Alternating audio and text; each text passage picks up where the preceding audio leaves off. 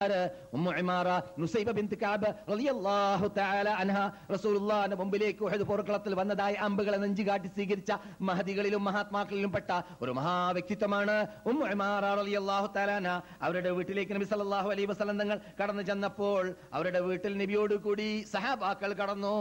അവര് അല്പം ഈത്തപ്പഴവുമായിട്ട്, അറബികളുടെ സ്വഭാവം അനുസരിച്ചിട്ട് ഈത്തപ്പഴവുമായി വന്ന് അവർ സമർപ്പിച്ചു. സഹാബാക്കൾ എന്നിട്ട് പലരും തിന്നു, ഒരു വ്യക്തി തിന്നില്ല. പറയപ്പെട്ടു എന്താണ് അദ്ദേഹം തിന്നാത്തതെന്ന്. മറുപടി നൽകപ്പെട്ടു അദ്ദേഹം നോമ്പുകാരനാണെന്ന്. നബി സല്ലല്ലാഹു അലൈഹി വസല്ലം പറയുകയുണ്ടായി, അമാ ഇന്നഹു മാ മിൻ സായിമിൻ യകുലു ഇൻദഹു ഫവാതിർ ഇല്ലാ സല്ലത്ത് അലൈഹിൽ മലായിക ഹത്താ യഖൂമു.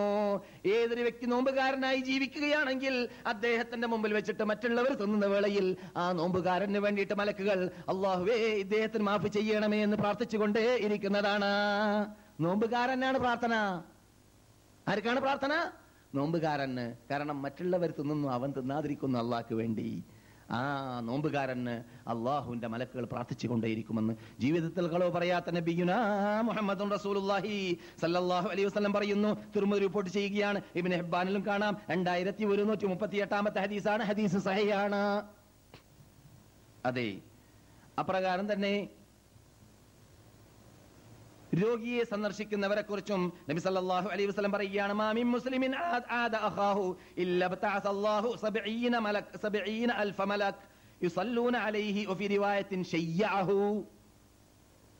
975 ഹദീസാണ് സഹീഹ് മുസ്ലിമിൽ നിങ്ങൾ കേട്ടത്.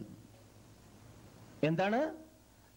ഏതെങ്കിലും ഒരു വ്യക്തി അവന്റെ സഹോദരനെ ഹോസ്പിറ്റലിലാവട്ടെ വീട്ടിലാവട്ടെ രോഗിയായി കിടക്കുന്ന സഹോദരനെ സന്ദർശിക്കുകയാണെങ്കിൽ 70,000 മലക്കുകൾ അവന് വേണ്ടി പ്രാർത്ഥിച്ചുകൊണ്ടേയിരിക്കുന്നതാണെന്ന് നബിയുനാ മുഹമ്മദ് റസൂലുള്ളാഹി. അല്ലെങ്കിൽ അവൻ ആനയിക്കുമെന്നൊരു ഹദീസിൽ ആനയിക്കും, അവന്റെ കൂടെ ഈ മലക്കുകൾ ചെല്ലും. ഞാൻ മലക്കുകളുടെ എണ്ണം കഴിഞ്ഞ ക്ലാസ്സിൽ പറഞ്ഞില്ലേ, മറന്നുപോയോ? أطت السماء وحق لها أن تئط ما فيها موضع 4 أصابع إلا وفيه ملك راكع أو ساجد أو راكع. 4 വിരൽ വെക്കാൻ പറ്റുന്ന സ്ഥലം ആകാശ ലോകത്തിലുണ്ടോ അവിടെയെല്ലാം മലക്ക് സുജൂദിലോ റുകൂഇലോ കിടക്കുന്നുണ്ട്. അപ്പോൾ എത്രയാണ് മലക്കുകൾ? അത്രയും വിശാലമായ എണ്ണത്തിന്റെ ഉടമകളാണ് മലക്കുകൾ. ആ മലക്കുകൾ 70,000 അല്ല, 70 ലക്ഷം അല്ല, 70 കോടി വന്നാലും അള്ളാഹുവിന്റെ മാലാഖ ലോകം എന്ന് പറയുന്ന ലോകത്തിൽ ഒരു പ്രശ്നമേ അല്ല എന്നതും കൂടി മനസ്സിലാക്കണം. അതുകൊണ്ട് 70,000 എന്നൊക്കെ പറയുമ്പോൾ അതൊക്കെ മുബാലഗയാണ് എന്ന് പറഞ്ഞ് തരം താഴ്ത്തരുത്. അങ്ങനെയൊക്കെ നമ്മുടെ കൗമിനുണ്ട്. അതെ, ഹദീസിനെ അവഗണിക്കുന്ന വിഭാഗത്തിൽ എഴുത്തുകാരാണ്, സാഹിത്യകാരന്മാരാണ്, ബുദ്ധിജീവികളാണ് എന്നൊക്കെ പറഞ്ഞിട്ട് ചില ആൾക്കാരെ കുറിച്ച് കേൾക്കപ്പെടാറുണ്ട്. എന്ത് ബുദ്ധിക്ക് യോജിക്കുന്നത് അംഗീകരിക്കാം, അല്ലാത്തത് തള്ളാം. എന്താടോ നിന്റെ ബുദ്ധി? ഈ കാഷ്ടവും മൂത്രം പേര് നടക്കുന്ന നിന്റെ ബുദ്ധിക്ക് എന്താ വില? കാഷ്ടവും മൂത്രം പേര് നടക്കുന്ന നിന്റെ ബുദ്ധിക്ക് കൂടുതൽ വാറ്റിന്റെ അകത്ത് വിഷമം ഉണ്ടാകുമ്പോൾ ബുദ്ധിക്ക് തകരാറുണ്ടാകുന്നു. അത്രേ നിന്റെ ബുദ്ധിക്ക് വിലയുള്ളൂ. ബുദ്ധിയെ സൃഷ്ടിച്ച റബ്ബൻ നിന്റെ ബുദ്ധിയെ കീഴടക്കലാണ് ബുദ്ധി. എന്നല്ലാതെ നിന്റെ ബുദ്ധിക്ക് ഒത്തിട്ട് ചെരുപ്പിനൊത്തിട്ട് കാൽ മുറിച്ചത് വലിയ മാതിരിയാവും. പിന്നെ ചെരുപ്പേ ഉണ്ടാവുള്ളൂ, കാലുണ്ടാവൂല, മതം ഉണ്ടാവൂല. അതാണ് സംഭവിക്കുന്നത്. ബുദ്ധിക്ക് ഒത്തിട്ട് പറയാലോ ഹദീസുകളൊക്കെ. അതുകൊണ്ട് ബുദ്ധിക്ക് യോജിക്കുന്നതാണെങ്കിൽ അംഗീകരിക്കുക, അല്ലാത്ത തള്ളാൻ. അങ്ങനെ പറയുന്ന ഈ വിഭാഗങ്ങളൊക്കെ 70,000 എന്നൊക്കെ കണ്ടാൽ അതൊന്നും അത്ര 70,000 മലക്കുകളൊക്കെ വരാനോ? നിനക്ക് ഈ ഇബാദത്തിന്റെ, ആരാധനയുടെ, സൽക്കർമ്മത്തിന്റെ പ്രാധാന്യം അള്ളാഹുവിന്റെ അടുക്കൽ എത്രയാണ് എന്നത് മനസ്സിലാക്കാനുള്ള തന്റെ ഇടമില്ലാത്തത് കൊണ്ടും ഈമാൻ ഉൾക്കൊള്ളാത്തത് കൊണ്ടും ഈമാന്റെ പ്രഭ ഉൾക്കൊള്ളാത്തത് കൊണ്ടുമാണ് നിനക്ക് അങ്ങനെ തോന്നിപ്പോയത്. ഇസ്ലാം ഉൾക്കൊണ്ട് കഴിഞ്ഞാൽ, ഖുർആനും ഹദീസും ഉൾക്കൊണ്ട് കഴിഞ്ഞാൽ, ഈ മതത്തിന്റെ സ്റ്റാൻഡേർഡ് മനസ്സിലാക്കി കഴിഞ്ഞാൽ, അള്ളാഹിന്റെ വാക്ക്, റസൂലിന്റെ വാക്ക് എന്ന് പറഞ്ഞാൽ എന്താണെന്ന് അതിന്റെ പരിഗണന വേണ്ടതുപോലെ പരിഗണിച്ചു കഴിഞ്ഞാൽ അങ്ങനെയുള്ളതായ തോന്നിവാസം, തെറി നിന്റെ തൊള്ളയിൽ നിന്നിട്ട് വരൂല എന്നാണ് അങ്ങനെയുള്ളവരോട് നമുക്ക് പറയാനുള്ളത്.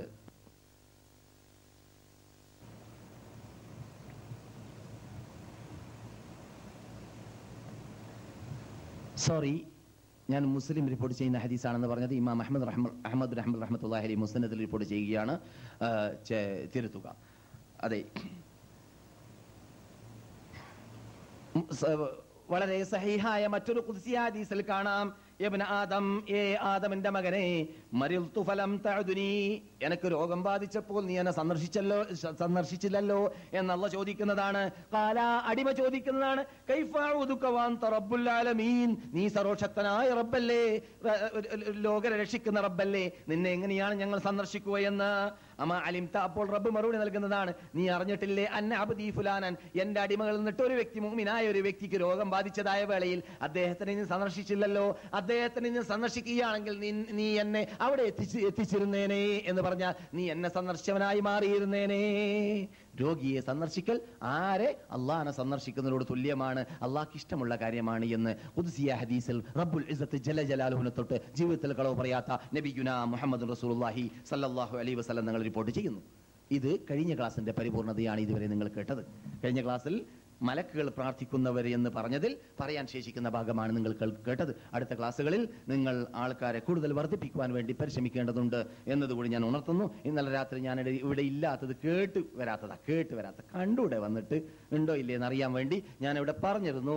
ഞാൻ ഉണ്ടാവട്ടെ ഇല്ലാതിരിക്കട്ടെ, ഇവിടെ എൽമിന്റെ മജ്ലിസ് ഉണ്ടായിക്കൊണ്ടേയിരിക്കും വിദ്യാർത്ഥികളുള്ള കാലത്തോളം. മദീന യൂണിവേഴ്സിറ്റിയിലുള്ള വിദ്യാർത്ഥികൾ പണ്ഡിതന്മാരാണെന്ന് എന്നതുകൂടി നിങ്ങൾ മനസ്സിലാക്കണം. കാരണം നമ്മുടെ നാട്ടിൽ നിന്ന് കോളേജൊക്കെ പഠിച്ചിട്ടാണ് ഇവിടെ ഉപരിപഠനം നടത്താൻ വേണ്ടി വരുന്നത്. അതുകൊണ്ട് അവർ ഇവിടെ നമ്മെ, ഈ സാധുവിനെ സഹായിക്കുന്നത് നമുക്കൊരു നേട്ടമാണ്. അതുകൊണ്ട് അപ്രയാസമല്ല, നമ്മുടെ ക്ലാസ്സുകൾ തുടർന്നു പോകും. ഞാൻ ഇന്നലെ രാത്രി നൂറുകണക്കിന് മലയാളികൾ, അവിടെ ആയിരക്കണക്കിന് മലയാളികളുണ്ട്. ഞാൻ അവിടെ എത്താൻ താമസിച്ചു പോയി. കാരണം വഴിയിൽ വടക്കായതുകൊണ്ട് ഞാൻ അവിടെ എത്തിയത് ഏകദേശം 1 മണിയോട് അടുത്ത സമയത്താണ്. അവർ 1 മണി വരെ അവിടെ കാത്തിരിക്കുകയാണ് ക്ലാസ്സിന്. നൂറുകണക്കിൽ പേര് അവിടെ കാത്തിരിക്കുകയാണ്. ആ കാത്തിരിക്കുന്ന പേരുടെ പ്രതീക്ഷ എന്താണ്? ഞാൻ എപ്പോഴെത്തിയാലും 2 മണിക്ക് എത്തിയാലും ക്ലാസ് കേട്ടിട്ട് പോകുന്ന നിർബന്ധമാണ് അവർക്ക്. എന്തുകൊണ്ട്? ക്ലാസ് എടുക്കാൻ അവിടെ ആളില്ല. എന്താണ്? ക്ലാസ് എടുക്കാൻ റാബികൾ ആളില്ല. ഇതാണ് ഈ കോട്ടം സൗദി അറേബ്യയുടെ പല പട്ടണങ്ങളിലുമുണ്ട്. നമുക്ക് അല്ലാഹു നൽകിയ പ്രത്യേകത നാം മനസ്സിലാക്കണം. ഇവിടെ ഞാനില്ലെങ്കിലും ക്ലാസ് ഉണ്ടാകും. അതുകൊണ്ട് നമുക്ക് വേണ്ടത് എൽമാണ്, ആളല്ല. ആള് നോക്കിയിട്ടല്ല നിങ്ങൾ ക്ലാസ്സിൽ വരേണ്ടത്. എൽമ് അറിയാൻ വേണ്ടി, പഠിക്കാൻ വേണ്ടിയാണ്. അത് നിങ്ങൾ മനസ്സിലാക്കണം. എൽമിന്റെ സഹസിൽ ഇരിക്കുക തന്നെ അതൊരു നേട്ടമാണ്. മലക്കുകളുടെ കൂടിയാണ് എൽമിന്റെ സഹസ്. എൽമിന്റെ സഹസ് എന്താണ്? മലക്കുകളുടെ കൂടിയാണെന്ന് ജീവിതത്തിൽ കളവ് പറയാത്ത നബിയുനാ മുഹമ്മദ് റസൂലുള്ളാഹി പറയുന്നു. ഹഫ്ഫത്തുഹുമുൽ മലായിക വദക്കറഹുമുല്ലാഹു ഫീമൻ ഇൻദ, മലക്കുകൾ അവരെ വലയം ചെയ്യുന്നു എന്നാണ് റസൂൽ പറഞ്ഞത്. എൽമിന്റെ സഹസ്. അതുകൊണ്ട് റാബകൾ പോലത്തെ സ്ഥലങ്ങളിൽ ഉള്ള മലയാളികൾക്കൊക്കെ അല്ലാഹു സുബ്ഹാനഹു വ തആല അവരുടെ വിഷമതകൾ അകറ്റട്ടെ, അവർക്ക് പ്രബോധകന്മാരെ നൽകട്ടെ. നമുക്ക് പ്രാർത്ഥിക്കാം. അവർ ആകാംക്ഷയോടുകൂടി കാത്തിരിക്കുന്ന കണ്ടപ്പോൾ ഞാൻ വളരെ വിഷമിച്ചു പോയി. എന്താണ്? അവരുടെ കൂടെ പ്രബോധകന്മാരില്ലല്ലോ. പ്രബോധനം ചെയ്യാൻ ഒന്നിരിക്കലും ജിദ്ദയിൽ നിന്നിട്ട് 1 മാസത്തിൽ ഒരു വ്യക്തി വരലാണ്. 1 മാസത്തിൽ ഒരു വ്യക്തി ജിദ്ദയിൽ നിന്നിട്ട് ക്ലാസ് എടുക്കാൻ വേണ്ടി വരലാണ്. എന്നാലും ഉറക്കഴിഞ്ഞിട്ട് അവർ പ്രതീക്ഷിക്കുകയും ചെയ്യാറുണ്ട്. എൽമ് ആഗ്രഹമുള്ള വിഭാഗം. പറഞ്ഞു വരുന്നത് കഴിഞ്ഞ ക്ലാസിന്റെ സമാപന പരിപൂർണതയാണ് നിങ്ങൾ കേട്ടത്. ഇനി നമുക്ക് ശേഷിക്കുന്നത് എന്താണ്? മലക്കുകൾ ശപിക്കുന്ന വിഭാഗം ആര് എന്നതാണ്. മലക്കുകൾ ശപിക്കുന്ന വിഭാഗം ആര് എന്നത് വിഷയത്തിലേക്ക് പ്രവേശിക്കുന്നതിന് മുമ്പായിട്ട് ഞാൻ പട്ടിക നിരത്തി വെക്കാം. എന്തുകൊണ്ട്? ടൈം ശേഷിക്കുകയാണെങ്കിൽ, ടൈം ലഭിച്ചില്ലെങ്കിൽ ശേഷിക്കുന്ന ഭാഗം അടുത്ത ക്ലാസ്സിലോ അല്ലെങ്കിൽ മറ്റേതെങ്കിലും സന്ദർഭങ്ങളിലോ നമുക്ക് പൂരിപ്പിക്കാം. അല്ലാത്ത പക്ഷം മൊത്തത്തിൽ നിങ്ങൾ ആൾക്കാരെ മനസ്സിലാക്കിയവരായി മാറുകയും ചെയ്യും. എന്നതുകൊണ്ട് തന്നെ ഒന്ന്, മൻസബ്ബ സഹാബ, അല്ലാഹുവിന്റെ റസൂലിന്റെ പരിസരത്തിൽ ജീവിച്ച സഹാബാക്കളെ ചീത്ത പറയുന്ന, ആക്ഷേപിക്കുന്ന ഉസ്മാന് മനസ്സിലായില്ല, അബൂബക്കറിന് തിരിഞ്ഞില്ല, ഉമറിന് മനസ്സിലായില്ല, ഇബ്നു ഉമറിന് തീരെ അറിയില്ല, അല്ലെങ്കിൽ മുആവിയനെ കുറിച്ച് പറയേണ്ടതുമില്ല, അദ്ദേഹത്തിന് എന്തറിയാ ലോകത്തിനെ കുറിച്ച്, അദ്ദേഹത്തിന് എന്തറിയാ ഇസ്ലാമിനെ കുറിച്ച് എന്നൊക്കെ പറഞ്ഞവൻ അല്ലാഹുവിന്റെ മലക്കുകൾ ശപിച്ചുകൊണ്ടേയിരിക്കുന്ന ആളാണ്. വിശദീകരണം നമുക്ക് പിന്നെ കേൾക്കാം. മൻ അഹദഥ ഫിൽ മദീനത്തി ഹദഥ, മദീനയിൽ ഇരുന്നു കൊണ്ട് തെറ്റ് ചെയ്യുന്നവർ മലക്കുകൾ ശപിക്കുന്നവരാണെന്ന് നബി സല്ലല്ലാഹു അലൈഹി വസല്ലം പറയുന്നുണ്ട്. കേൾക്കാൻ പോകുന്നത് പോലെ, മൻ ളലമ അഹ്ലൽ മദീനത്തി വഖാഫഹും, മദീനക്കാരെ ഭയപ്പെടുത്തുകയോ മദീനക്കാരെ ആക്രമിക്കുകയോ ചെയ്യുന്നവർ. മദീനയിൽ താമസിക്കുന്നവരെ ഏത് കാലഘട്ടത്തിലും മദീനയിൽ താമസിക്കുന്നവരെ ആക്രമിക്കുകയോ മദീനയിൽ താമസിക്കുന്നവരെ ഭയപ്പെടുത്തുകയോ ചെയ്യുന്നവർ. അപ്രകാരം തന്നെ ഒരു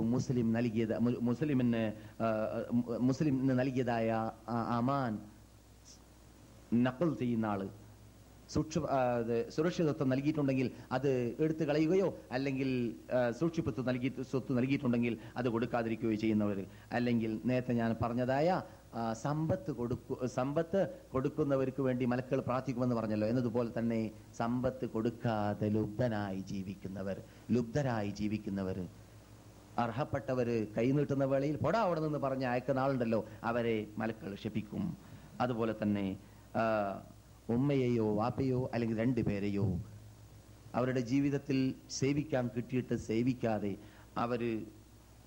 അവരെ സേവിക്കാത്തത് കാരണത്താൽ നരകത്തിലേക്ക് പോകേണ്ട ഗതികേട് വരുന്നവർ, അവരെ അള്ളാഹു ശപിക്കട്ടെ എന്ന് മലക്കുകൾ പ്രാർത്ഥിക്കുന്നതാണ്. ശ്രദ്ധിക്കണം. റമദാൻ വന്നിട്ട് റമദാൻ സമാപിച്ചു, മൂപ്പർക്ക് അള്ളാന്റെ പാപമോചനം കിട്ടിയിട്ടില്ല. അങ്ങനെയുള്ളവർ റമദാൻ വന്നു, റമദാൻ സമാപിച്ചു, പാപമോചനം മൂപ്പർക്ക് കിട്ടിയിട്ടില്ല. എന്തുകൊണ്ട് കിട്ടാത്തത്? റമദാനെ ബഹുമാനിക്കണതോട് ബഹുമാനിക്കാത്തതുകൊണ്ട്. അങ്ങനെയുള്ള അപകടത്തിൽപ്പെട്ടവർ.